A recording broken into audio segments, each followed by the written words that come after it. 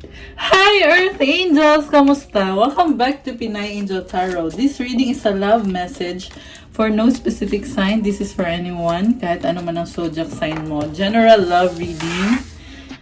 So, maaaring mag-resonate o hindi. Pero pag nag-resonate, i-comment nyo para lang ko. Kamusta kayo guys? It's Father's Day today. Kaya happy Father's Day sa mga fathers dyan na nanonood. At sa mga fathers ninyo. Char. Anyway, tingnan natin ano bang energies connected sa'yo ngayon sa love life mo.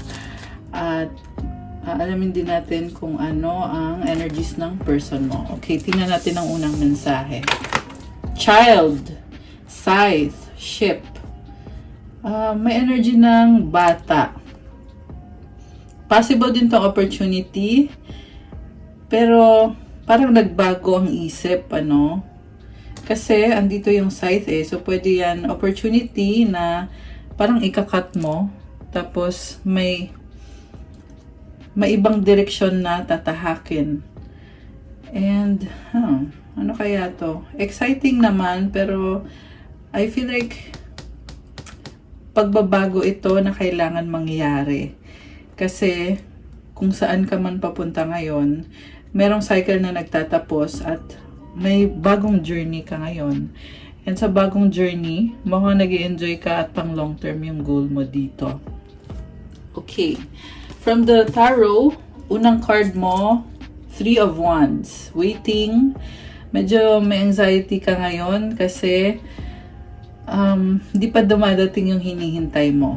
Or yun yung pakiramdam mo ngayon na parang may kulang. Napapa-overthink ka tuloy kasi hindi pa dumadating. Okay, sa bottom of the deck, 6 of Wands.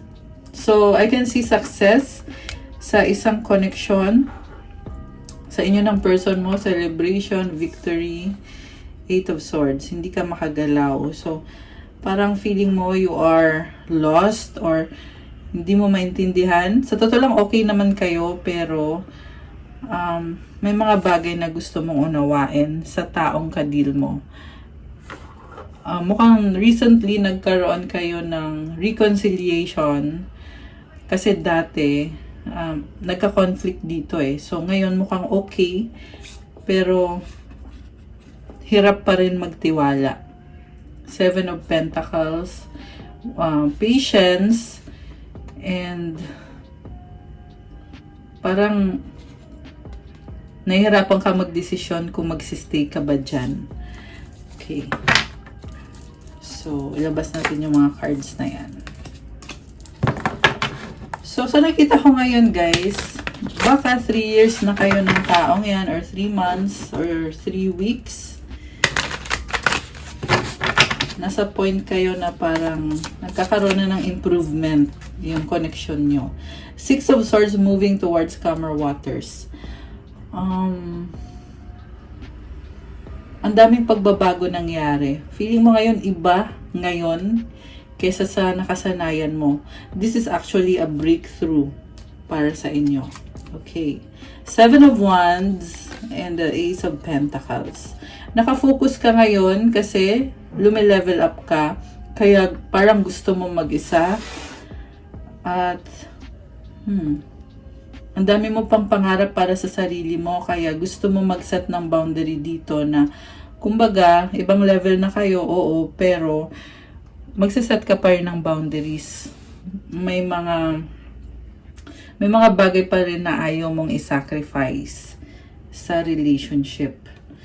At syempre, kailangan mangyari yung boundaries or kailangan gawin yung boundaries na yan kung gusto nyo magtagal yung connection nyo. May mga limitations ka talaga. So, siguro nafe-feel mo dito na hindi ka ganun ka-secure. Although ngayon, ibang level na, pero hindi ka pa ganun ka-secure sa taong yan. Kasi, gusto mo pa rin protektahan yung peace of mind mo and in-establish pa yung trust. 2 of Swords, nagdadalawang isip ka pa. Kasi may mga bagay pa na hindi mo pa alam. Possible na may mga problems. So, parang nafe-feel mo dito na may possibility na siya na nga yung makatuluyan mo. Pero, Dahil sa mga problems, hindi pa 100% sure. 'Di ba? Nine of Cups, kontento ka naman. Pero may isa ka pang hinihintay. Okay. So, King of Pentacles, may someone dito. Tower. Okay, I can see someone na parang gusto mo enjoy yung life mo. Very practical and stable. Okay. Pero may isa ka pang pangarap na connected sa finances and career. Yan yung issue dito. Two of Cups. Wow. Blessing. And parang nakikita ko sa'yo na kahit hindi pa kayo perfect or hindi nyo pa totally naayos yung buhay nyo, pero nagmamahalan kayo ng taong yan. Oh, parang ang sweet Ayan, kita mo, nagtitinginan silang dalawa. Okay. Naintindihan nyo isa't isa at tanggap nyo isa't isa. Ano nga ba ang nafe-feel mo sa person mo ngayon? Ikaw muna yung titingnan natin. Anong nafe-feel mo sa person mo ngayon? Death. Oh my gosh. Nahihirapan ka. Hindi ka mapakali. Chariot. Parang gusto mo siyang kumprontahin. Ano ba talaga? Parang ganon yung na-feel ko dito. Ano ba? Four of Cups. Kasi may mga nakikita kang signs na ayaw mo. Nakasimangot si ate girl. Five of Swords. Nahihirapan ka. Tower. Stepping out of your comfort zone. Eight of Wands. May gusto kang sabihin sa kanya. Okay. Five of Cups. And the Ten of Pentacles. Parang feeling mo ready ka na para sa kanya. Pero tinatanong mo siya kaya ready kaya siya? Kasi ikaw ready ka. No? And may abundance dito. Hindi mo lang maiwasan maging emosyonal. Possible na namimiss mo yung taong yan. So, okay. Ngayon, tingnan natin yung person mo. Ano naman ngayon ang nafe-feel ng person mo? Okay. Ano nafe-feel ng person mo? Okay, ito. Tapos kukuha ko din kayo ng card from this tarot deck. Ano bang nafe-feel ni person mo? Kung ikaw medyo nagiging emosyonal. Siya naman, okay, Knight of Swords. Ni-enjoy niya kung ano meron kayo, Queen of Cups. So, possible na bigla ang mensahe. May gusto atang sabihin itong person na to. Page of Wands. Bago yung energy niya ngayon. Bakit kaya? Parang nag-iba siya. Oh, I wonder. Okay, i-clarify natin. Sa bottom of the deck, Eight of Cups. Oh, tumalikod. Okay. Tumalikod siya. Okay, tingnan natin. Bakit? Two of Wands. So, may gusto siyang ma-achieve sa buhay niya. Kaya tumalikod. And, sa totoo lang, mukhang sinustok ka niya, pero busy siya sa sarili niya. Ayan, possible guys na magkalayo kayo or long distance connection. Kaya sinustok ka ng person mo. May nakita kong bahay dito. So, possible na mukhang na-establish nyo na talaga yung feeling na komportable kayo sa isa't isa. Kasi merong bahay Ang kanina merong Ten of Pentacles, which is symbolizes na parang supportive kayo sa isa't isa. Hierophant. Wow. So, blessing. The Star. Okay, nakita ko dito yung person mo. Okay, naalala ko tuloy Father's Day. So, this is baka may anak na kayo or siya may anak na siya. Ayan, parent kasi to, bata. Ayan. Yung the star, yung anak. The Fool. Okay, taking the leap of faith. Knight of Pentacles.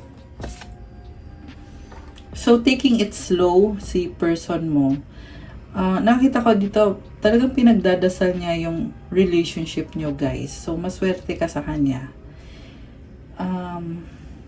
Sa part ng person mo, may nakita ko na parang may gusto siyang sabihin. May gusto siyang sabihin. And then, possible din to na hindi lang niya masabi sa'yo, pero talagang pinagdadasal niya itong connection ninyo. Gusto niya ng stability and long-term connection. So, feeling niya ngayon, parang hindi rin siya sure kung magiging maayos ba yung future nyo. Pero, he or she is taking a risk, taking the plunge. Kita mo magda-dive na siya, oh. Ayan, nagda-dive na siya. Parang sabi dito, bahala na to, parang ganyan. Bahala na to, gagawin ko na to. Parang ganun yung mafe-feel ko sa kanya. 9 of Pentacles, Justice.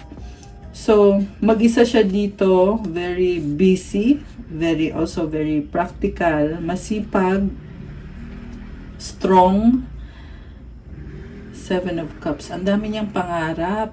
Very strong yung person mo, bagong simula. Alam mo, nakita ko dito, sobrang saya niya. Parang feeling niya, swerte siya sa'yo. Knight of Cups, Romance, Queen of Wands, 6 of Pentacles. So,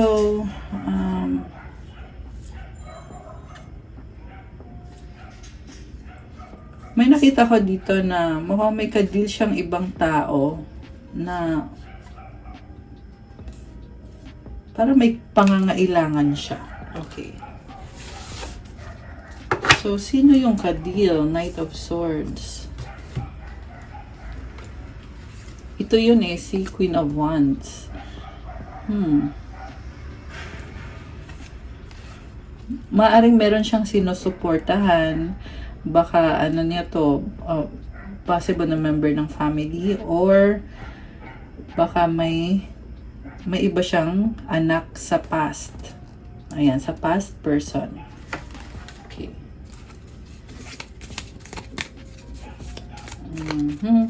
Ano pa ang energies ng person mo ngayon or yung feelings niya sa'yo? Knight of Wands. Okay. So, Knight of Wands, High Priestess. Alam mo, may nakita ko dito, may secret siya. Ano kaya yon? Secrets? Oo, meron nga. Merong past person. Baka meron na siyang anak. Kaya, ang nakita ko kasi sinusuportahan niya from the past person, King of Wands. And then, ayan, 7 of Swords. Ayan, kaya parang kinikip secret niya yon. Kasi, that's part of another story naman ng buhay ng taong yan. Okay. So, okay. Balik tayo sa'yo. Okay. 10 of Wands, Burden, King of Cups. So, oo, merong past person na lumabas, pero ikaw naman yung mahal niya And parang sinasabi nito, aayusin ko to para wala na tayong problema. Kasi mukhang ikaw yung pinili ng taong to. Queen of Pentacles. Sinasabi dito, kailangan ka niya. At the same time, mahal ka niya. Ayan. Ikaw yung nagbibigay ng support sa kanya na parang nafe-feel niya pag andyan ka, may nagmamahal sa kanya. Ikaw yung happiness niya. 9 of Swords. Okay, may problem na iniisip. Ace of Swords, 5 of Pentacles. Okay, ano kaya yung iniisip niya dito? Pinoproblema.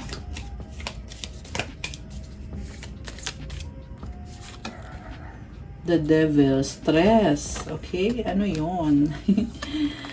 5 of Pentacles, may nawala sa kanya or may financial problem. Emperor. Gusto niya baguhin yung ano niya, yung life niya financially. Kaya Emperor, may sistema siya Nakita mo, hawak niya yung steering wheel. 'Di ba? May nakita ko na parang naging stagnant, kaya itatry niyang ayusin. Okay. Siguro feeling niya naging stagnant yung sitwasyon niya. 10 of Swords. Okay, ending sa new beginnings. Alam mo, mukhang sa'yo kumakapit tong taong to. Inspiration ka niya sa life niya. Ayan, lalo na sa finances niya. Anong outcome dito? Ace of Wands. Oh, attraction, new beginning, 2 of Pentacles, 3 of Pentacles. So, busy, and at the same time, meron siyang pinag-aaralan. So, yung bagong simula na yan, tinatry niya i-manifest eh. Tinatry niya i-manifest. May nakita ko na parang gusto niya ayusin yung life niya para sa'yo, pero hindi maalis sa kanya yung fear. Magician, hawak na niya lahat ng tools. Lumalakas yung confidence niya dahil sa'yo. Na feeling niya ready na siya, feeling niya kaya ko to, pinag-aaralan niya ng mabuti. Hermit, 9 of Wands. Ang dami niya naging frustration sa life. Mahilig mag-aral tong person mo. Parang ang dami niyang natututunan lagi. Sun and the Page of Cups. New beginning, exciting new opportunity. Okay. Leadership. So, alam mo, nakikita ko sa person mo, binabago niya yung tingin niya sa sitwasyon niyo, nag-a-adjust siya sa'yo palagi. Okay. 3 of Swords. Okay, may problem about trabaho. 8 of Pentacles. Nagsastruggle eh. The Lovers. 6 of Cups. Oh my gosh. So, wow.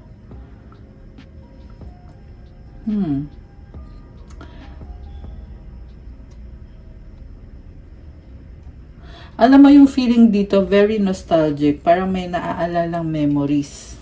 Memories from the past na bumabalik. Hanged Man. Pinag-iisipan niya. 4 of Wands. Wow. Grabe. Alam mo, nakita ko dito parang offer or proposal na gustong mag-propose ng wedding. Ayan, lovers. Lovers kayo eh. Naghihintay siya ng tamang panahon. Parang nag-iisip siya, paano ko kaya ipopropose to? Ayan, guys. May proposal. So, ayan. Congrats. Kasi nakahang siya eh. Nakahang. So, iniisip niya, oo, ikaw na yung pinili ko. Gusto kita. Pero paano ko kaya maipaglalaban tong connection na to? Kita mo dito, ayan, nag-propose siya ulit oh. Ayan. Grabe. Grabe, guys. 4 of Pentacles. Nag-iipon. The world. Okay? Nagbago yung vibe niya dito, yung aura niya. Pwede ding ikaw to na kita mo, may mga stars, ang haba ng hair. So, yung iba siguro literal na nagpagawa ng hair. Okay? Anong outcome? The Moon. Okay. Secrets. Judgment. Wow. 4 of Swords. Healing. So, alam nyo yung connection na to ngayon, andun yung nalilito kayo eh, kung ano na ba to. At the same time, panatag ka kasi alam mo na support nyo isa't isa at mahal nyo isa't isa. Page of Pentacles and the 3 of Cups. Oh, ang daming tao. So, baka marami kang nakakausap ngayon. So, King of Swords, Queen of Cups, and the Strength card. Wow. So, masaya. Alam mo, itong person mo, iniisip ka niya. Super in love sa'yo yung nakikita ko dito. Parang gusto niya talagang magkaroon ng relationship kayo na, alam mo yung mag-partner na nagmamahalan. 10 of Cups, family, Ace of Swords, breakthrough. Super in love naman sa'yo to eh. Empress, Temperance, Wheel of Fortune, 5 of Wands. So, mahal ka niya, willing siyang gawin ang best niya para dyan sa connection na yan kasi feeling niya maswerte siya na nakilala niyo isa't isa. At the same time, tatry niya ulit.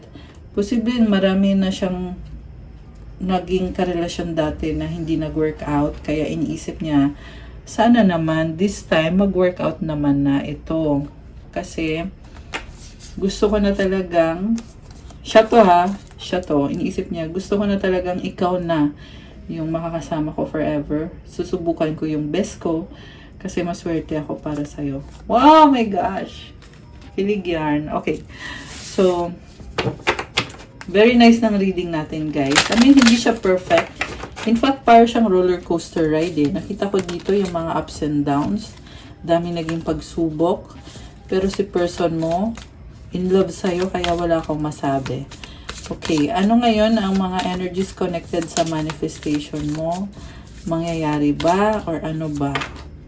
Oh my gosh! Yes, agad. Tingnan natin lahat ng cards. Queen, Magnum Opus, Queen of Candles, High Priestess, Queen of Keys, the Sun, Prince of Keys, the Emperor. Oh my gosh. So, alam mo yung person mo, minamanifest ka nito. May bagong offer, pero tinatago sa'yo. And, natuto na siya sa mga past relationship niya. Kaya ngayon, ano na siya, kumbaga binago na niya yung sarili niya. Ngayon sinasabi niya dito, gusto ko na mag-workout to. Okay? Although sa'yo to sa wish mo to or sa manifestation mo to, so posible ikaw ganun din, pareho kayong nararamdaman na may bago kang offer sa kanya, ayaw mo lang aminin, hindi mo maamin-amin na talagang siya na yung gusto mo makasama.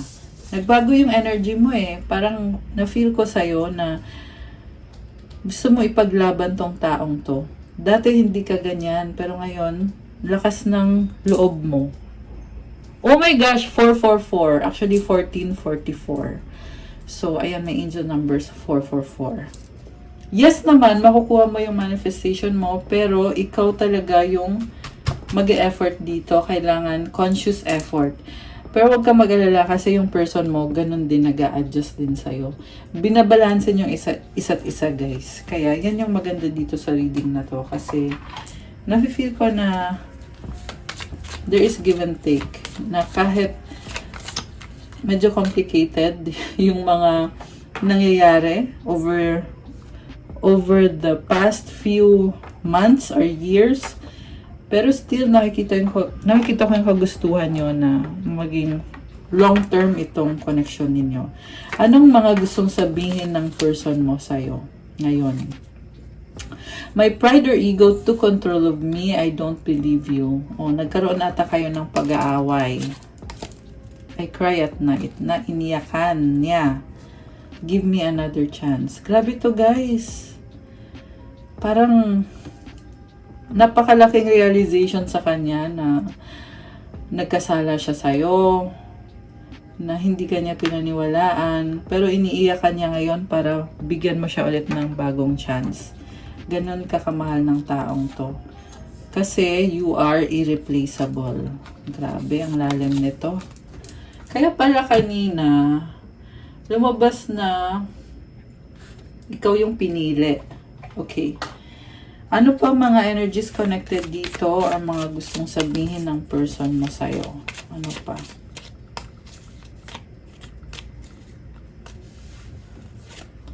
Waiting for you. Okay? Mukhang ikaw yan. Mutual understanding. Kakasundo lang kayo. Akin ka lang, possessive. O, diba? So, merong babe sa bottom of the deck. Baka yan yung tawagan nyo or ganun yung vibe. Secrets, nagtatago. It's complicated options. Naging complicated talaga. Okay. LDR. Ayan. Ano pa mga energies connected dito? Or mga gustong sabihin ng person mo. Oh my gosh! I miss you. Ba itong taong kadil mo, sobra. Secret feelings, love you so much. Usap tayo talking. Wow! Bakit pa? kailangan i-secret, pwede namang sabihin, di ba? Paulit-ulit sa isip. Ayan. Anong mga advices sa ating viewers?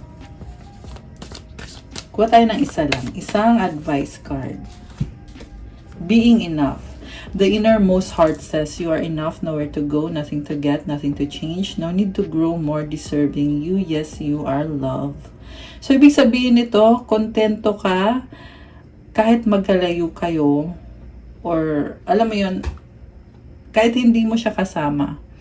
Okay ka na, wala ka nang kailangan hihilingin pa, kasi na-reach mo na yung level na, kumbaga, nagkaroon ka na ng success sa life at okay na okay ka na. Pero hindi ibig sabihin nun guys na wala kang gagawin ha. Parang pinapakita lang sa'yo yung energy na nagkaroon ka na ng achievement, kaya kailangan i-celebrate mo yon.